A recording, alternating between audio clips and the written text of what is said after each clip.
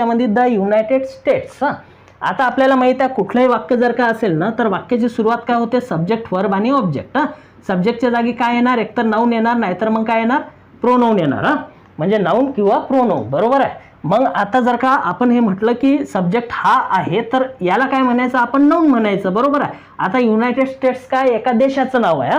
आता जर का आपण युनायटेड स्टेट्सला अमेरिका पण म्हणतो, अमेरिकेच्या आधी द आर्टिकल कधीच नाही येत, बट इथं आलेला आहे. ही कन्सेप्ट का आलेली आहे, कारण या ज्या देशाच्या नावामध्ये युनायटेड हा शब्द असतो ना त्याच्या आधी आपण द आर्टिकल यूज करू शकतो, बाकीच्या जागी नाही करता येत यूज. हे बघ की वाक्याचा सब्जेक्ट काय आहे, युनायटेड स्टेट्स जे आहे हे नाऊन आहे, जे की प्रॉपर नाऊन आहे, म्हणजे याला सर्वांना आपण काय म्हणायचं, सब्जेक्ट म्हणायचं.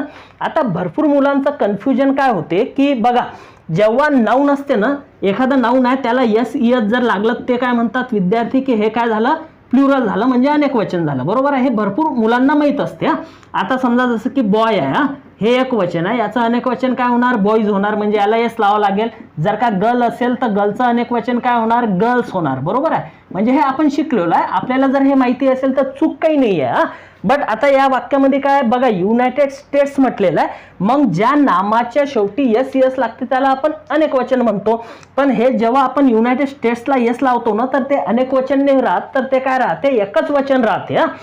जरी द आर्टिकल आलेला असेल, आपण आर्टिकलची कन्सेप्ट जेव्हा मी आर्टिकल घेतलं त्याच्या डीपमध्ये सांगेल की इथं आर्टिकल का यूज झालेला आहे आणि अमेरिकेच्या आधी आर्टिकल का नाही आहे, ठीक आहे. तर युनायटेड स्टेट्स हे एकच आहे, जगामध्ये एकच आहे अमेरिका. युनायटेड स्टेट्स या नावानं आपण त्याला ओळखतो. म्हणजे काय होणार की हा जर सब्जेक्ट झाला तर या रिकाम्या जागेत काय यायला पाहिजे, वर्ब यायला पाहिजे, आणि हे काय असेल आपलं वाक्याचा ऑब्जेक्ट म्हणजे काय, कर्म असेल, बरोबर आहे. मग इथं जर का वर्ब असेल तर highly advanced, the United states highly advanced in science and technology. म्हणजे जे युनायटेड स्टेट्स आहे ना ते कशामध्ये ॲडव्हान्स आहे, सायन्स आणि टेक्नॉलॉजीमध्ये, तंत्रज्ञान आणि विज्ञानामध्ये, बरोबर आहे. मग आता काय असेल की जर का हे वाक्य एक म्हणून राहिलो, साधं वाक्य आहे ते, साध्या वर्तमान काळातलंच वाक्य. पास्ट जर का म्हटलं तर मग आता नाही का ते ॲडव्हान्स, फ्युचर म्हटलं तर मग आता नाही का असा अर्थ होतो.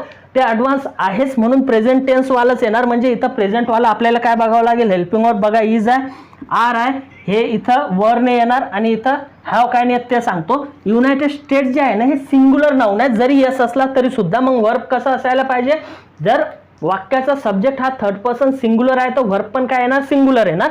म्हणून इथं वर्ब काय यायला पाहिजे आपलं, सिंग्युलर. पास्ट वाला तर येतच नाही, प्रेझेंट वाला येणार, म्हणजे इज आहे एक सिंग्युलर, आर नाही आहे तिथं, वर येण्याचा प्रश्नच नाही. आणि हॅव आपण केव्हा यूज करतो, प्रेझेंट परफेक्ट टेन्स मध्ये, बट सब्जेक्ट काय असायला पाहिजे, प्लुरल, म्हणजे अनेक वचनी असायला पाहिजे. म्हणजे तुमचं फोर्थ वाला ऑप्शन पण नाही, मग तुमचं ऑप्शन काय येणार, इथं इजच येणार. म्हणजे सेंटेन्स कसं बनेल की द युनायटेड स्टेट्स